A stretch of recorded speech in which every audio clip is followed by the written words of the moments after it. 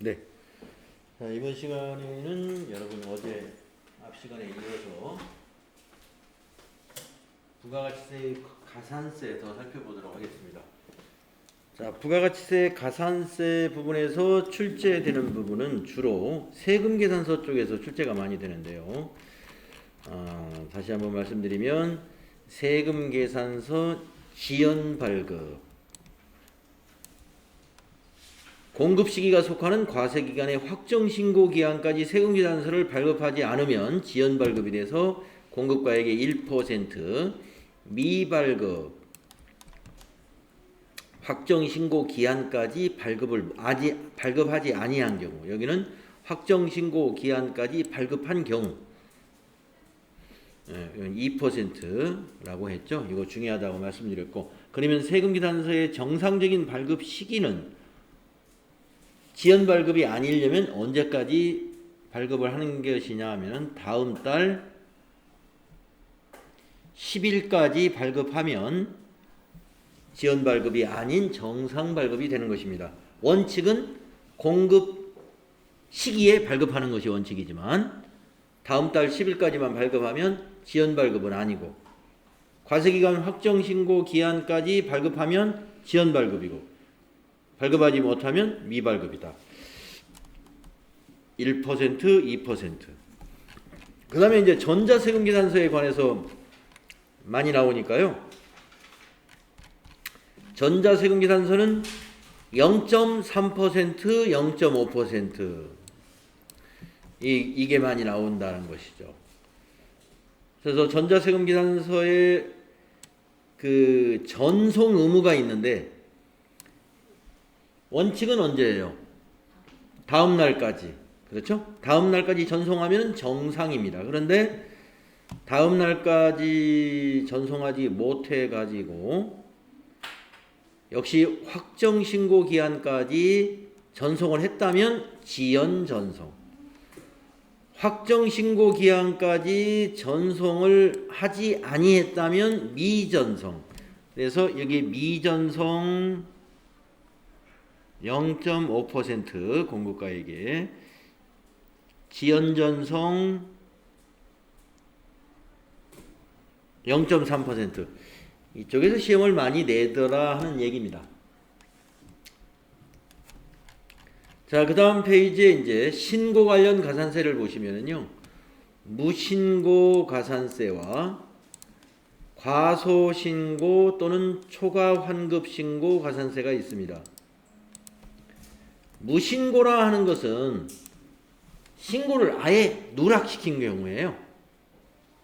신고를 아예 누락신고. 가령 법인이 다음 주 월요일 날까지죠. 10월 26일까지 일기 애정신고 납부를 해야 된단 말이에요. 근데 아예 신고를 안 했어요. 그러면 그 부분에 대해서는 무신고가 됩니다. 일반 무신고, 부당 무신고로 나누어 가지고요. 일반 무신고는 납부세액에다가 20%를 더 가산해서 납부를 해야 됩니다. 납부세액이 가령 100만 원이다 그러면 120만 원을 납부해야 되고요. 만약에 납부세액이 없는 영세율 에 해당이 되는 수출업자가 신고를 안 했다. 그러면 세금이 없으니까 납부세액이 20%를 부과할 수 없죠. 그래서 과세표준의 0.5%. 과세표준의 0.5%. 그래서 만약에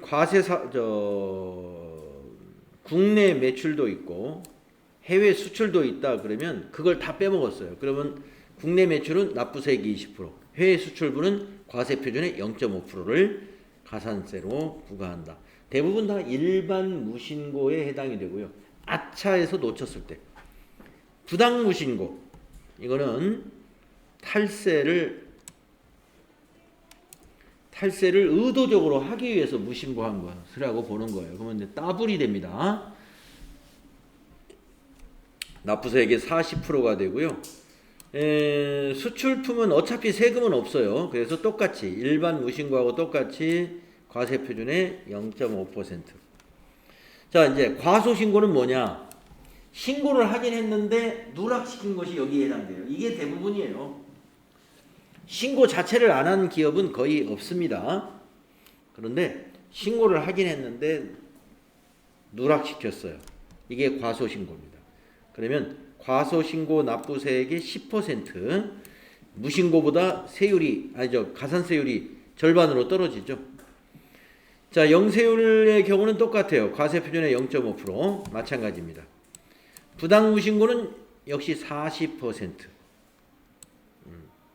부당과소신고는 여기 부당무신고하고 똑같아요. 40%. 자, 그래서 신고 관련 가산세,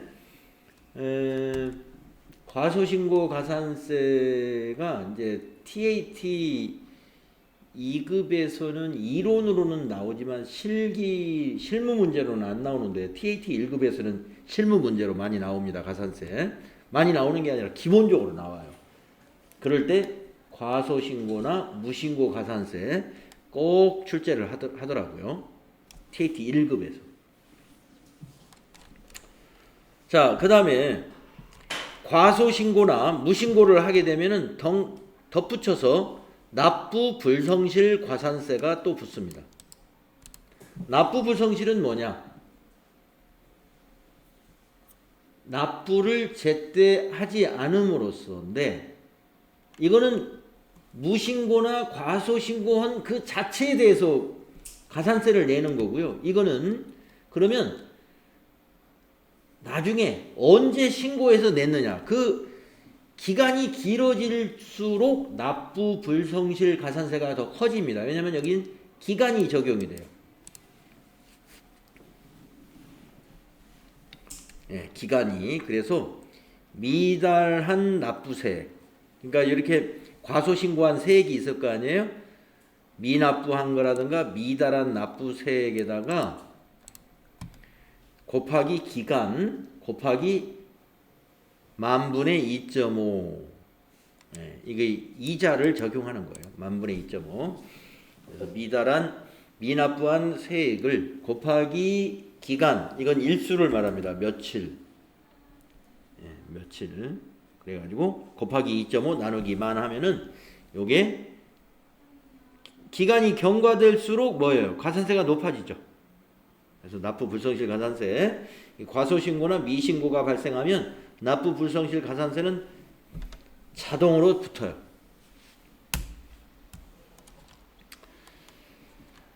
그 다음에 이제 기타 가산세로서는 신용카드 매출전표 등에 대한 가산세, 또 현금 매출 명세서 등에 대한 가산세가 있는데 어떤 내용인가 볼까요? 신용카드 매출전표 등의 가산세는 신용카드 매출전표 등을 발급받아 예정신고 또는 확정신고를 할 때에 제출하여 매입세액을 공제받지 않고 경정기관의 확인을 거쳐 매입세액을 공제받는 경우는 매입세액 공제를 해주는데 가산세 공급가액의 0.5%를 부과하게 된다는 것이죠. 예. 그러니까 신용카드 매출전표 등 현금 영수증을 포함한 겁니다. 애정신고나 확정신고할 때 이걸 제대로 제출을 해서 매입세액 공제를 받아야 되는데요. 받지를 않았어요. 그러면 그걸로 끝나는 게 아니라 국세청에서 확인이 들어와요. 왜냐면 이 거래가, 그러면 판매한 사람은 신고가 들어왔는데 매입한 사람이 신고를 안 하니까 안 맞잖아요. 크로스 체크. 이게 가공거래가 아닌가. 가공거래. 예. 그래서 확인이 들어옵니다. 저희가 그거 구입한 거, 매입한 거 맞습니다. 이렇게. 그러면 어떻게 해야 돼요? 다시 다음 신고 때 수정해서 신고하게 되죠. 이것이 과세관청에서 수정 신고해라라고 알려줘가지고 우리가 신고하는 것을 경정기관의 확인을 거쳐서 신고했다는 것입니다. 이 경정기관의 확인을 거쳐서 신고하게 되면은 이 부분에 대해서 매입세액은 공제해 주는데 가산세가 붙습니다. 공급가액의 0.5%. 자, 현금 매출 명세서 등 한번 볼까요?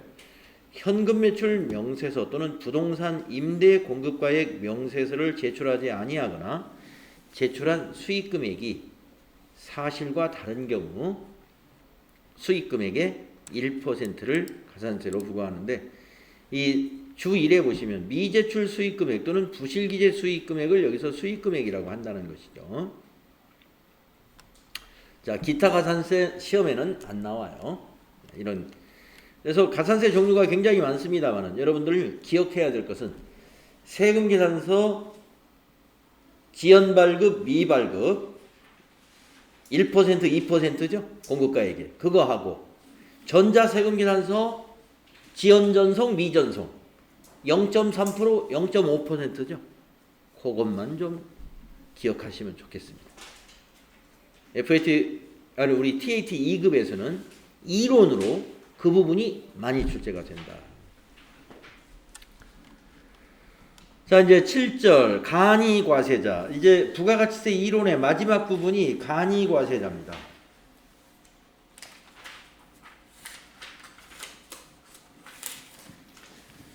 자, 적용 대상은 이걸 좀 고쳐야 돼요. 이제는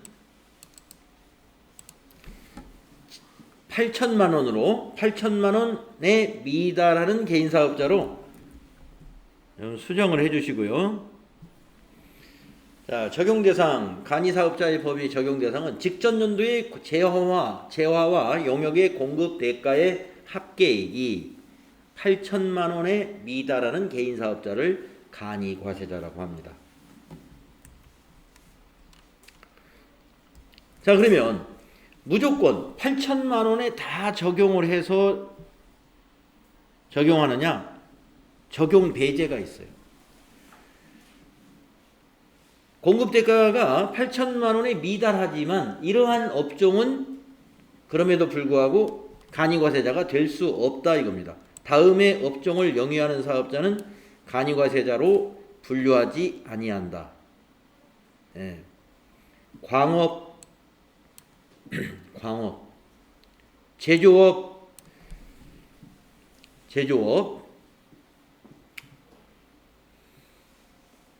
근데 주로 개인을 상대로 하는 제조업들은 일부 제외가 돼요.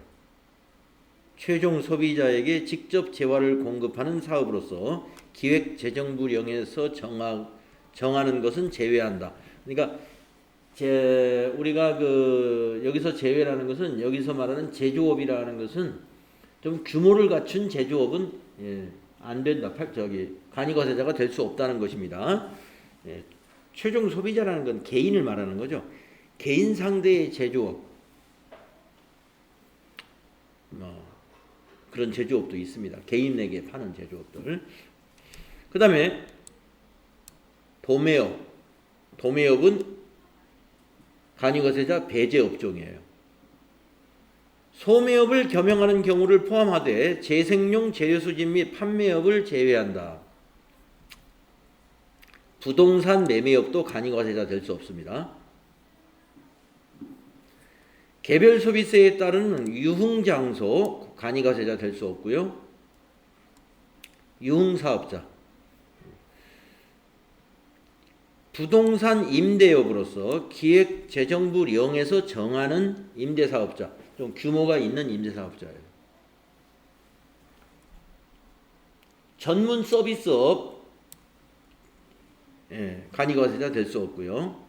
전문 서비스업 하면 의사, 변호사, 세무사, 노무사 이런 서비스업이라고 보시면 되겠습니다. 둘 이상의 사업장이 있는 사업자가 경영하는 사업으로서 그 둘 이상의 사업장의 공급 대가의 합계액이 이것도 이제 4,800이 아니라 8천만 원으로 고쳐야 돼요. 둘 이상의 사업장이 있는 사업자는 8천만 원 미만이라는 것을 사업장별로 따지지 말고 합쳐서 합계액이 8천만 원 미만인 8천만 원이 이상이면 적용 배제한다 이거죠. 적용될 수 없다. 그래서 간이과세자가 될 수 없는 업종 좀 기억을 해두시고요. 좀 특징적인 게 광업, 제조업, 전문 서비스업, 부동산 매매업 이렇게 굵직굵직한 거 좀 기억하시면 되겠습니다. 자, 그 밑에 신규 사업 개시자는 어떻게 판단을 하느냐 하는 겁니다. 신규 우리가 그 간이과세자의 기준을 직전 연도의 실적을 가지고 판단을 해야 되는데 신규로 사업을 개시한 자는 직전 연도 실적이 없잖아요. 그러면 볼까요? 신규로 사업을 시작하는 개인 사업자는 사업을 시작하는 날이 속하는 연도의 공급 대가가 여기도 8천만 원으로 이제 고치세요. 8천만 원이 미달될 것으로 예상된다면 납세지관할 세무서장에게 간이과세 적용 신고를 하고 간이과세를 적용받을 수 있습니다. 예. 그러니까 사업자 등록을 할 때 우리는 동네에서 최종 소비자만 상대로 하는 작은 규모 사업이기 때문에 연간 공급 대가가 8천만 원에 분명히 미달할 것으로 예상합니다. 라고 관할 세무서장에게 간이과세 적용 신고를 따로 해라 이거예요. 그러면 간이과세자로 적용을 받을 수 있습니다. 자, 그러면 간이과세자는 어떻게 납부세액을 계산하느냐? 우선 우리 일반 과세자의 납부세액 계산하는 거 여러분 아시죠? 매출세액에서 매입세액을 빼가지고 납부세액을 계산합니다. 그런데 간이과세자는 계산을 그렇게 안 해요. 어떻게 계산하느냐? 납부세액 계산을 이렇게 합니다.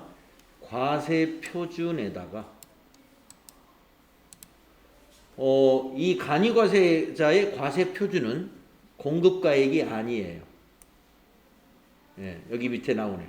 간이과세자의 과세표준은 해당 과세기간의 공급 대가가 과세표준이 된다.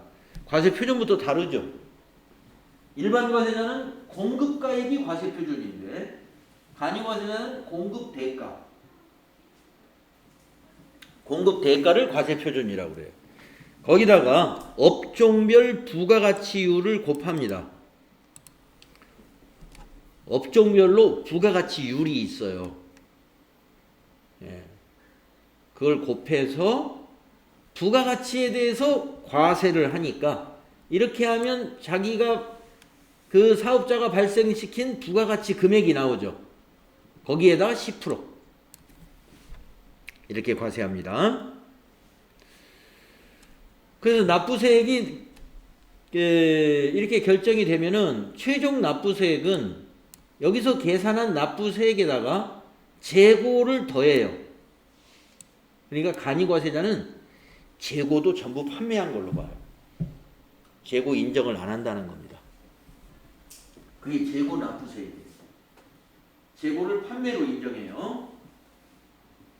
그리고 세액공제나 애정부가세액이 있으면 애정 납부한 거 그거 빼주고, 가산세가 있으면 가산세를 더해야 되겠죠.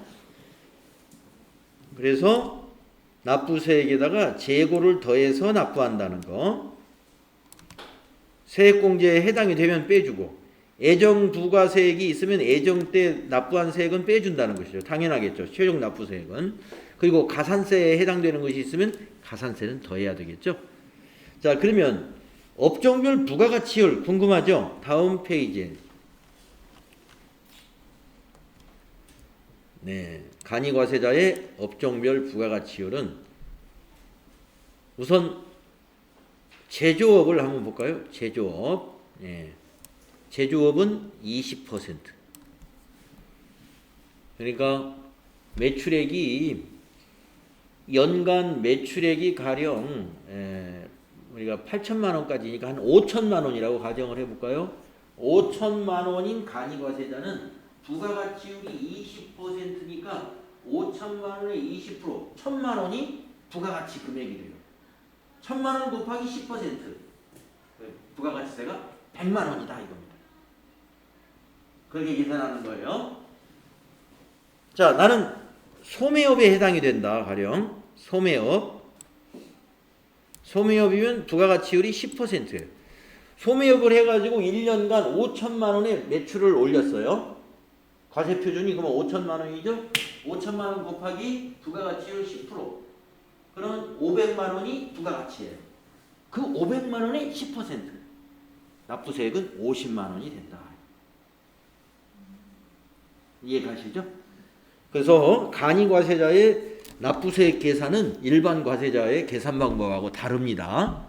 매출세액 빼기 매입세액이 아니에요. 간이과세자는. 그러면 세액공제가 아까 있으면 빼준다고 하는데 세액공제가 뭐냐? 만약에 매입세금 계산서를 받았다면 그거 세금공제에서 빼줍니다. 그러니까 간이과세자도 세금 계산서 발급은 못하지만 우리 회사가 매입할 때 세금 계산서 수취한 거는 잘 신고해야 돼요. 세액공제 받을 수 있으니까. 그리고 의제매입세액에 해당되는 업종이라면 의제매입세액 공제도 해주고 신용카드 매출전표 등의 발행세액 공제에 해당이 되는 거 해주고 전자신고세액 공제 해당이 되면 해주는 거예요. 이런 네 가지 사항이 간이과세자의 세액공제 내용이 됩니다. 여기서 큰 거는 이 세금계산서 등 수취세액 공제 이게 가장 커요. 자, 그래서 간이과세자의 납부세액 계산하는 공식을 요걸 기억하는 게 중요합니다.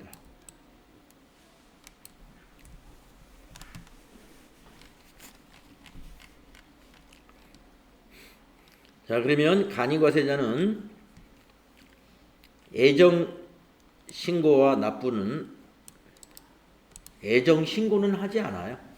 간이과세자.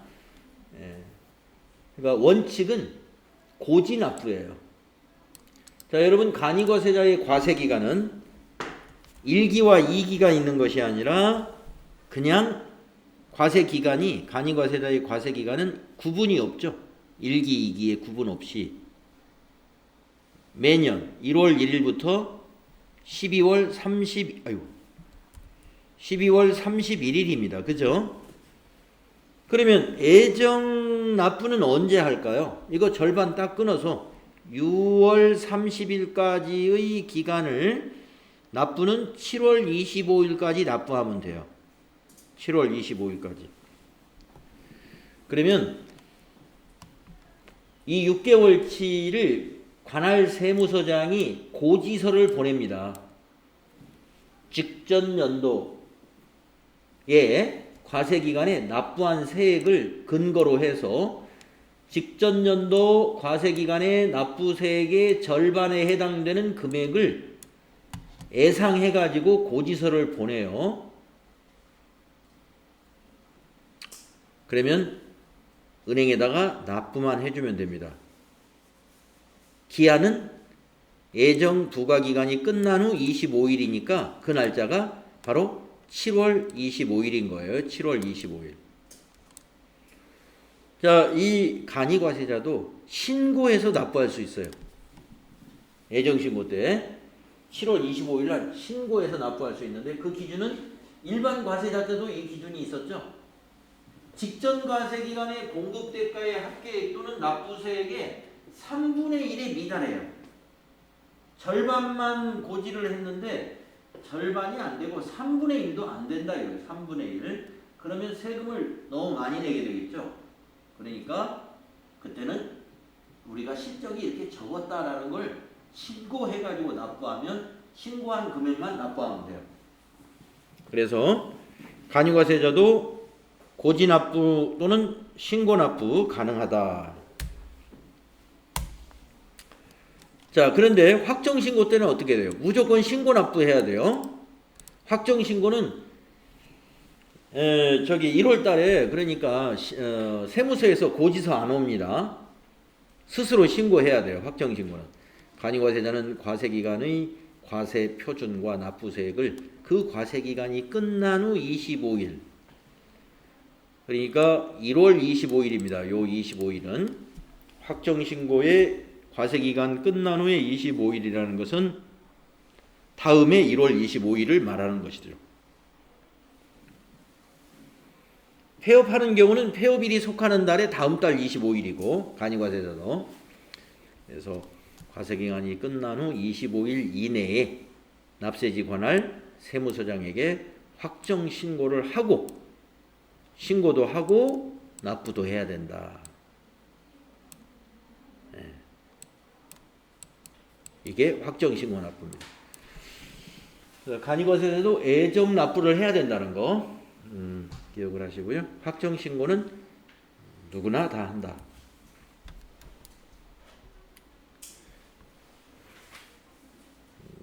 이제 마지막으로요. 간이과세자와 일반 과세자를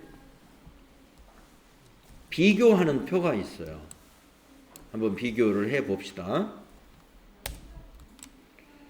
간이과세자의 적용 대상은 여기를 금액을 8,000으로 고치시면 돼요.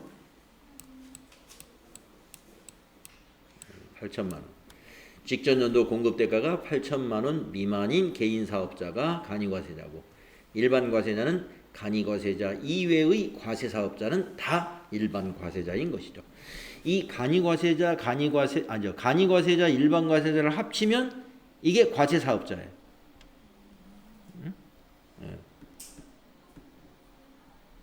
그러니까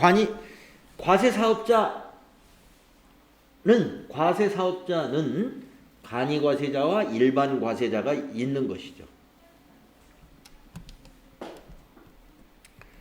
과세기간이 이렇게 달라요. 과세기간이 간이과세자는 그냥 1월 1일부터 12월 31일이 과세기간인데, 일반 과세자는 1기와 2기로 6개월씩 나눠진다. 이미 알고 있는 거죠? 그 다음에 과세표준도 서로 달라요. 간이과세자의 과세표준은 부가가치세 포함한 공급 대가가 과세표준. 그런데 일반 과세자의 과세표준은 공급가액입니다. 공급가액. 부가가치세 제외한 것이 과세표준이에요. 그리고 납부세액의 계산 방법이 달라요. 간이과세자는 아까 여러분 금방 정리한 대로 공급 대가에다가 부가가치율을 먼저 곱합니다. 제조업은 20%, 소매업은 10%. 그걸 곱해서 곱하기 세율. 세율은 10%예요. 그런데 일반 과세자는 그렇게 안 하죠. 공급가액의 10%가 뭐예요? 이게 매출세 빼기 매입세. 이 앞부분이 매출세액이에요. 그래서 매출세액 빼기 매입세액의 납부세. 세금계산서의 발급을 보면요, 간이과세자는 영수증만 발급을 하는데 예외가 있죠. 이번에 법 개정이 돼서 영수증만 발급이 원래 법은 영수증만 발급을 해요. 그런데 그동안 4,800만 원을 초과하는 개인 사업자들이 세금계산서 발급을 쭉 해왔단 말이에요. 근데 법 개정이 돼가지고 졸지에 세금계산서 발급을 못하게 된다. 그러면 사업에 큰 차질이 생기죠. 그래서 세금계산서 발급은 과거 그대로 합니다. 과거 그대로. 어떻게 하느냐.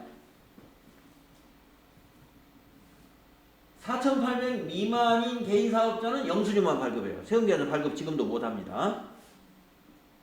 그러나 4,800만 원을 초과해서 8,000만 원 미만인 사업자는 과거에도 세금계산서를 발급을 해왔어요. 그래서 법 개정 이후에도 세금계산서 발급합니다. 지금은 우리가 괄호 안에다가 예외가 있는데 4,800만 원 만 원이에요. 여기에다 뭐라고 쓰시는 게 좋냐면 이렇게 써놔야 되겠죠. 4,800만 원 초과는 발급 가능.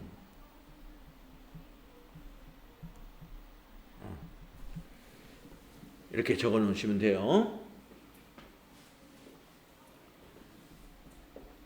그런데 일반 과세자는 영수증도 발급할 수가 있고 세금 계산서도 발급이 됩니다.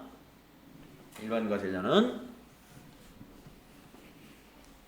또 세금 계산서의 수치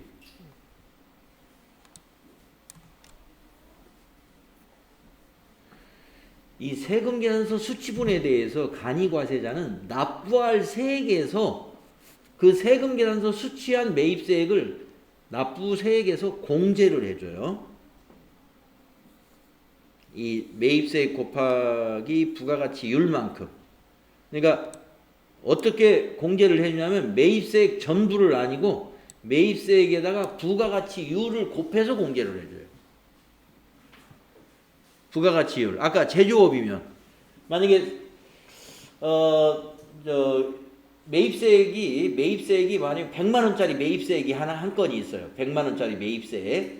그러면 100만 원을 공제해 준다는 것이 아니라 100만 원의 20% 제조업이면 20만 원만 납부세액에서 빼준다 이거예요.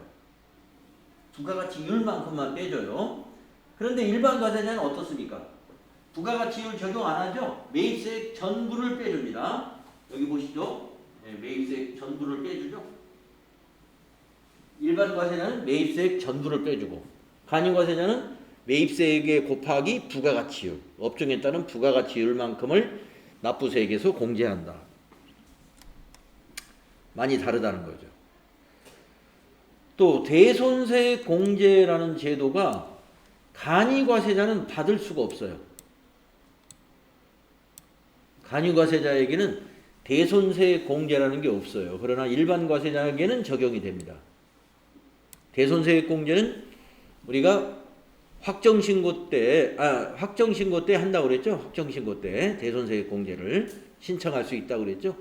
대손이 발생했으면 대손금은 과세표준에서 공제하지 않지만 대손세액은 공제받을 수 있다 그랬습니다. 납부 의무 면제 제도가 있는데요. 간이과세자에게는 이 3천만 원이 또 바뀌어야 돼요. 4,800만 원으로 이게 바뀌었습니다. 4,800만 원.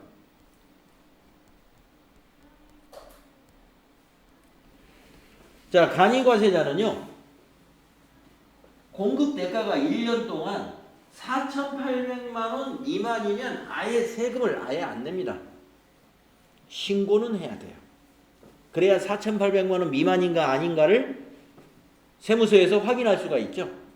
예, 그래서 공급 대가가 뭐예요? 1년 동안 총 팔은 게 판매 금액이 4,800만 원 미만이면 세금이 계산되면 조금 나오겠죠. 근데 아예 납부 면제.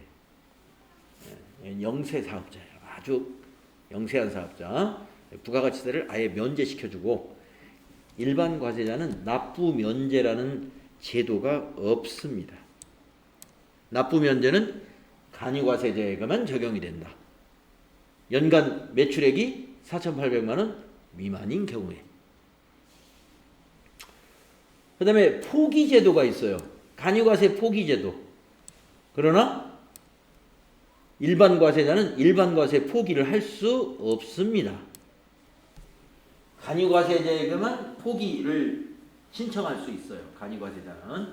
그래서 내가 매출액은 적지만 직전년도 매출액이 적어서 간이과세자가 되었지만 나는 일반 과세자를 그냥 유지하겠다. 간이과세 포기 하시면 됩니다.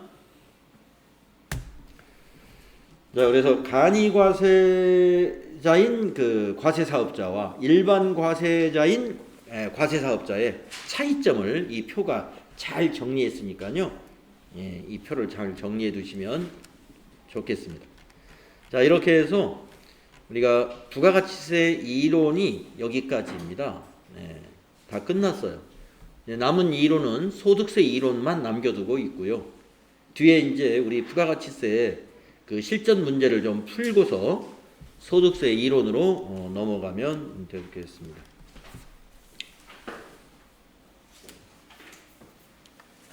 네, 우리가 그 실전 문제에서 226페이지부터 아마 풀어야 될 것 같은데요. 네, 맞죠. 맞죠?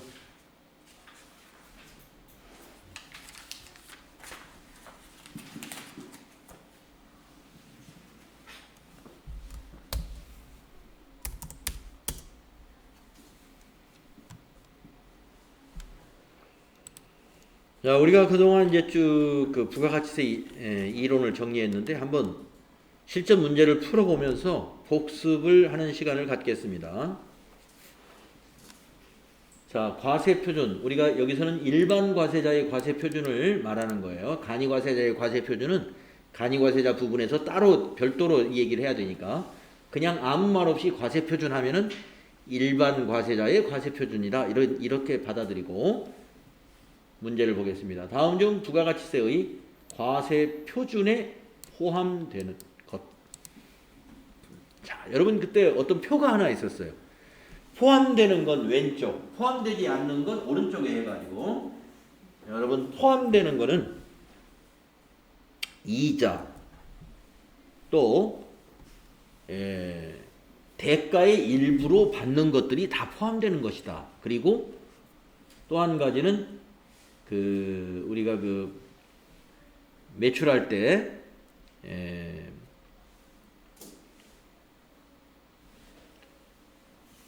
무슨 돈 받는 거 말고 갑자기 생각이 안 나요. 마일리지라고 그러죠. 마일리지 매출도 과세표준에 해당이 된다고 그랬죠. 자, 그런 거 기억하시면 돼요. 자, 포함되는 거 지금 얘기했던 것을 여러분이 찾으면 됩니다. 할인액 포함이 안 되고요. 봉사료 이거 포함 안 됩니다. 대가의 일부로 받는 거 이거 포함되죠. 그래서 답이 3번이에요. 연체이자 포함 안 되는 거예요. 연체이자는 과세표준이 아닙니다. 네, 3번 대가의 일부로 받는 운송비, 운송보험료.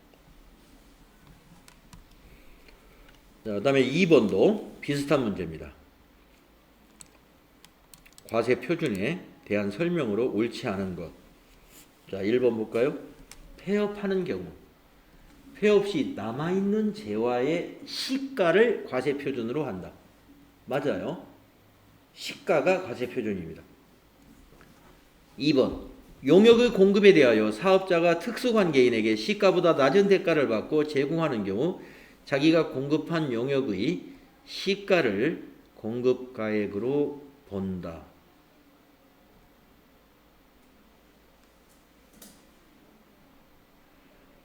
네, 특수관계인에게 시가보다 낮은 대가를 받고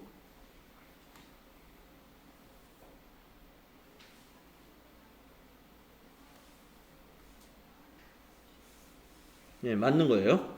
네. 이거는 이제 그 불인정 받은 경우에 이렇게 해당이 됐죠.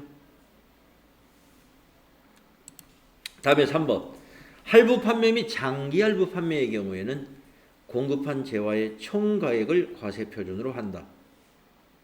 틀렸네요. 장기 할부 판매는 과세표준이 총가액이 아니고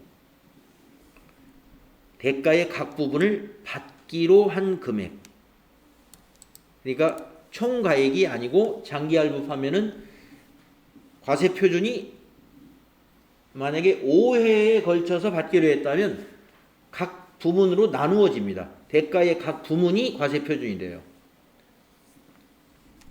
그러나 할부 판매, 일반 할부 판매는 총가액이 맞습니다. 장기 할부 판매가 총가액이 아니라 그 받기로 한 금액, 몇 회에 걸쳐서 받기로 했다. 그러면 그 각각 과세표준이 나누어진다 이런 얘기입니다. 그래서 3번이 틀렸어요. 4번은 재화의 수입에 대한 부가가치세의 과세표준은 그 재화에 대한 관세의 과세가격과 관세, 개별소비세, 주세, 교육세, 농어촌 특별세 및 교통에너지 환경세를 합한 금액으로 한다. 맞죠? 다음에 3번도 과세표준에 대한 질문입니다. 이것도 옳지 않은 걸 찾아라. 1번 수출에 대한 대가로 외국 통화로 받고 공급 시기 도래 전에 전액 원화로 환가한 경우에는 그 환가한 금액이 과세표준으로 한다. 맞습니다. 공급 시기 전에 환가했으면 환가한 금액이 과세표준이라고 그랬죠? 수출품의 경우. 맞았고요. 2번 재화 또는 용역의 공급과 직접 관련되지 아니하는 국고보조금은 과세표준에 포함하지 않는다. 아니한다. 맞았죠? 예. 공급에 재화나 용역의 공급에 직접 관련이 없는 거니까 과세표준이 아니어야죠. 맞습니다. 다음에 3번 재화를 공급한 후 그 공급가액에 대한 장려금은 과세표준에서 공제하지 않는다. 네, 여러분 과세표준에서 공제하지 않는 거 세 가지가 뭐예요? 장대산이죠. 장대산. 장대하. 예. 예, 잘 기억하시네. 장려금, 대손금, 하자보증금을 암기용으로 장대하라고 외우자라고 제가 여러분에게 권해드렸습니다. 과세표준에서 공제하지 말아야 돼요. 장려금, 대손금, 하자보증금은 공제해서는 안 되는 과세표준에서 공제하지 않는 사항입니다. 그러면 4번은 임차인이 부담하여야 할 보험료, 수도료 및 공공요금 등을 별도로 구분 징수하여 납입을 대행하는 경우 해당 금액은 과세표준에 포함돼서는 안 되죠. 포함하지 않는다. 그런데 여기서는 포함한다 했기 때문에 4번이 틀렸습니다. 납부 대행하는 건 과세표준이 아니에요. 기억나시죠? 수도요금 같은 게 그런 게 많죠. 납부 대행. 건물주가 납부 대행 하잖아요. 수도요금 같은 건.